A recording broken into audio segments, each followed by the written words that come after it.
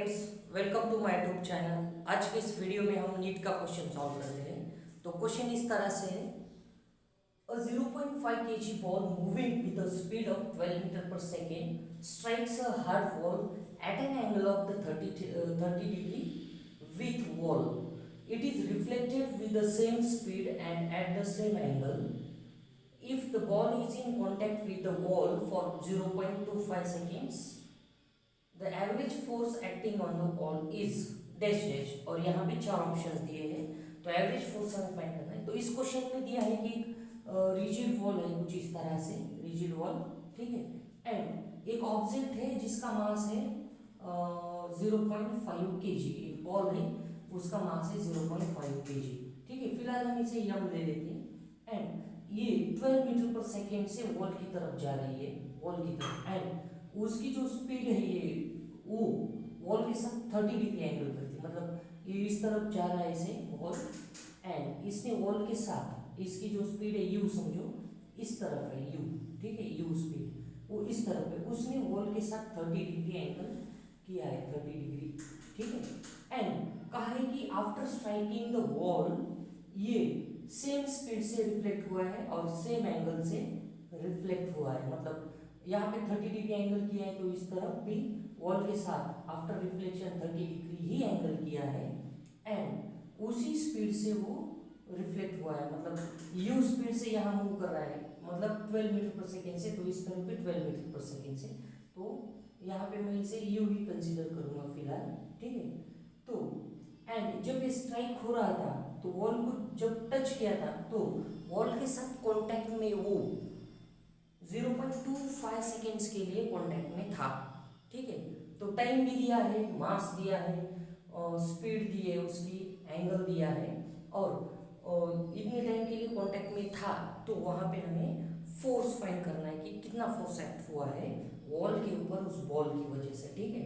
तो यहाँ पे हम क्या करते हैं ना, स्प्लिट करते हैं, मतलब मोमेंटम को।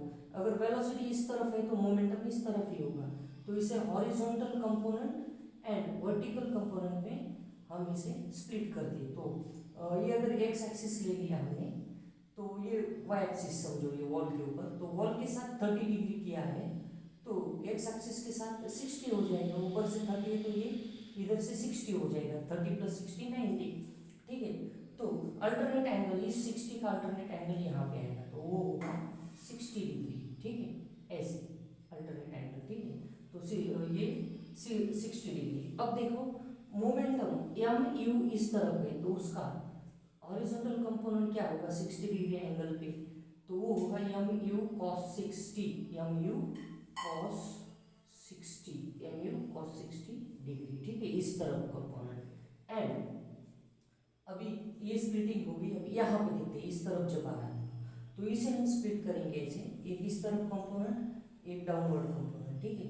तो यहाँ पे देखिए कि ये जो ऐसी ये वाई एक्सिस है और उसको ये पैरेलल कंपोनेंट ऐसा नीचे, ठीक है। तो यहाँ पे 30 डिग्री एंगल हुआ है, तो यहाँ पे 30 डिग्री होगा, 30 डिग्री, ठीक है, जो कि 30 डिग्री एंगल जो कि इसका करस्पॉन्डिंग एंगल है। तो यहाँ पे 30 है तो इस तरफ क्या होगा 60 डिग्री होगा। तो जो मोमेंटम है इस तरफ एम यू, उसका नीचे की तरफ एक कंपोनेंट हो जाएगा और इस तरफ एक, तो इस मोमेंटम का इस तरफ जो कंपोनेंट होगा वो होगा minus M you cos 60 degree. अब ये नेगेटिव एक्स एक्सिस के डायरेक्शन में, नेगेटिव एक्स एक्सिस के, इसलिए माइनस एम यू कॉस 60, ठीक है। तो ये जो कोलिजन हो गया, ये जो स्ट्राइक किया है बॉल ने उसके ऊपर, बॉल के ऊपर, तो वर्टिकल कंपोनेंट्स जो होते हैं मोमेंटम के वो चेंज नहीं होते, सिर्फ और सिर्फ हॉरिजॉन्टल कंपोनेंट्स से चेंज होते हैं, ठीक है। तो हमें एवरेज फोर्स फाइंड करना है। तो देखिए चेंज इन मोमेंटम जो होता है ना, चेंज इन मोमेंटम, उसे हम इम्पल्स भी कहते हैं, ठीक है। Change in momentum means impulse, ठीक है। एंड वो जो इम्पल्स होता है फोर्स इनटू टाइम होता है, फोर्स इनटू टाइम। तो change in momentum that is impulse equal to force into time, and that is equal to, अभी चेंज इन मोमेंटम है, ठीक है। तो मोमेंटम जो चेंज हो रहा है वो सिर्फ हॉरिजॉन्टल एक्सिस पे होता है चेंज, हॉरिजॉन्टल डायरेक्शन में, वर्टिकल मोमेंटम चेंज नहीं होता, ठीक है। तो चेंज जो लेना है हमें वो सिर्फ और सिर्फ हॉरिजॉन्टल ही लेना है। तो हॉरिजॉन्टल मोमेंटम क्या है, एम यू कॉस थीटा है। एम यू कॉस थीटा में यहाँ पे इसे ऐसे लिख दूंगा, F into T equal to, ठीक है, F into T that is change in momentum. और चेंज इन मोमेंटम तो हॉरिजॉन्टल डायरेक्शंस में चेंज, तो पहले मोमेंटम कितना है, M you cos 60, M you cos 60, ठीक है, माइनस अभी स्ट्राइकिंग के बाद मोमेंटम क्या है, तो वो है minus M you cos 60, minus M you cos 60, ठीक है। चेंज डिफरेंस इन मोमेंटम, उसके लिए माइनस ले लिया, तो ये एक momentum M you cos theta and जो दूसरा मोमेंटम है स्ट्राइकिंग के बाद वो माइनस एम यू कॉस 60 है। तो ये माइनस एक कंपोनेंट का, ये माइनस डिफरेंस के लिए, तो ये माइनस माइनस प्लस हो जाएगा और दोनों टर्म सेम है, M you cos 60 M you cos 60, तो वो हो जाएंगे 2 M you cos 60, 2 M you cos 60। तो हमें फोर्स फाइंड करना है इसमें, तो एफ इज इक्वल टू ऐसे आएगा 2 M you cos 60 divided by time. अब इसे हम सॉल्व करेंगे, तो यहाँ पे 2 एज इट इज, मास जो दिया है 0.5 दिया है, 0.5, फिर u उसकी जो स्पीड है 12 है एंड cos 60 की वैल्यू होती है हाफ, ठीक है, डिवाइडेड बाय टाइम जो दिया है 0.25 सेकेंड्स दिया है, 0.25 सेकेंड्स, ठीक है।